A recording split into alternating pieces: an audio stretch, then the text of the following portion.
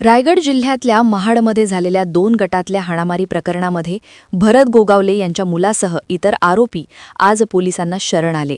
सरकार कोणालाही 24 तासांमध्ये अटक करू शकते, पण जेव्हा त्यांना अटक करायची नसते तेव्हा ती अशी प्रतिज्ञापत्र सादर करतात, अशा शब्दांमध्ये उच्च न्यायालयानं यंत्रणेला फटकारलं. महाराष्ट्रातील कायद्याचे राज्य प्रतिकूलरित्या प्रभावित झालेले आहे.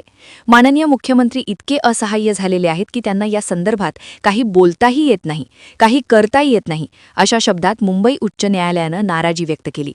हे सगळं न्यायाधीशांना बोलावं लागलं, हेच आपल्या व्यवस्थेचं आत्ताचं दुर्दैव आहे. मंत्री महोदय भरत गोगावले यांचे चिरंजीव 52 दिवसांपासून फरार होते. कोर्टानं राज्य सरकारला पोलिसांना फटकारलं आणि त्यानंतर आज भरत गोगावले यांचे चिरंजीव विकास गोगावले महाड पोलिसांच्या समोर हजर झाले. म्हणजे विचार करा, तुमच्या आमच्याबद्दलची जर एखादी केस असेल तर पोलीस आपल्याला घरातून उचलून नेतील, आणि फक्त मंत्र्याचा मुलगा आहे ज्याच्यावरती अत्यंत गंभीर गुन्हे दाखल आहेत, न्यायालयानं अटकपूर्व जामीन त्याला नाकारलेले आहेत, अशा गुन्हेगाराला पोलीस शोधू शकत नाही. 52 दिवस झाले. आता 2 डिसेंबरची ही घटना आहे. शेवटी कोर्टाला आपल्या मर्यादा सोडून सरकारला संपवावं लागलं. मंत्रिपदावर टीका झाल्यानंतर काही तासात हे मंत्रीपुत्र पोलिसांच्या समोर येतात. ही आपली आत्ताची सिस्टीम आहे. कोर्टाला माननीय मुख्यमंत्र्यांना या प्रकरणामध्ये सुनावलंय. काय प्रकरण आहे, जरा सविस्तर समजून घेऊयात. भरत गोगावले यांच्या चिरंजीवांनी काय दिवे लावले आहेत, प्रकरण काय आहे, पाहूयात या व्हिडिओमधून. नमस्कार, मी जानकी पाटील. आपण पाहत आहात महाराष्ट्र फोकस न्यूज. सुरुवातीला आपण जरा हे प्रकरण थोडक्यात समजून घेऊयात.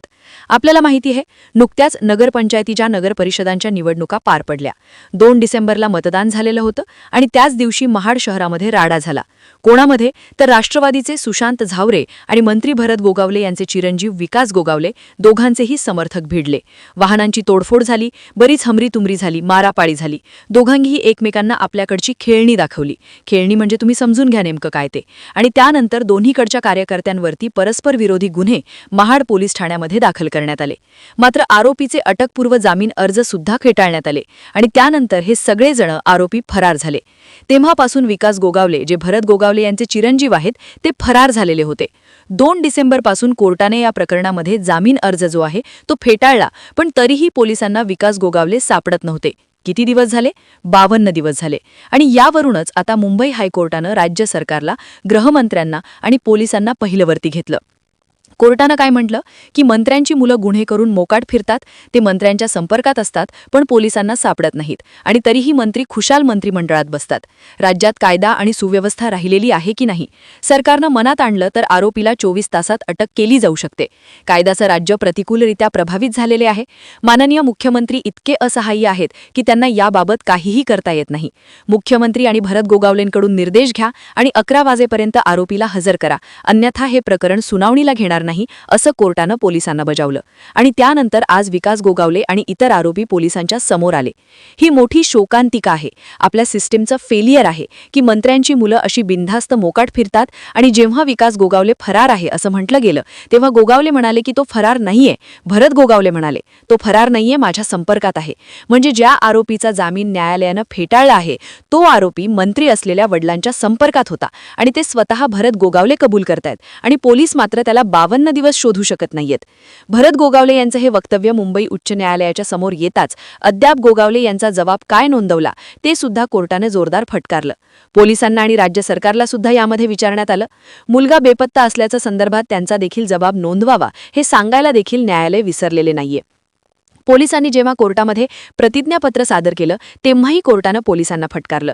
सरकार कोणत्याही आरोपीला 24 तासात अटक करू शकते, पण जेव्हा त्यांना अटक करायची नसते तेव्हा ते अशी प्रतिज्ञापत्र सादर करतात.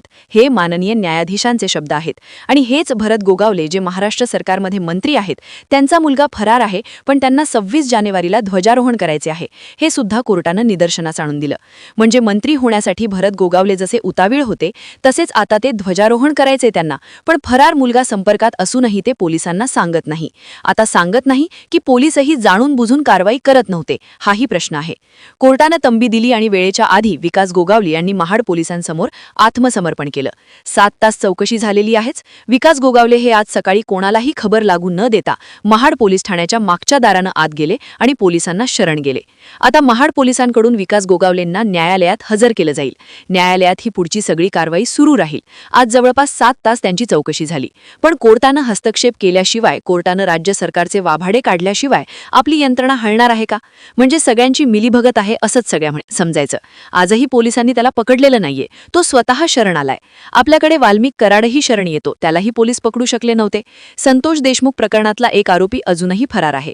अशी ही सगळी आपली यंत्रणा आहे. काय बोलावं यावरती?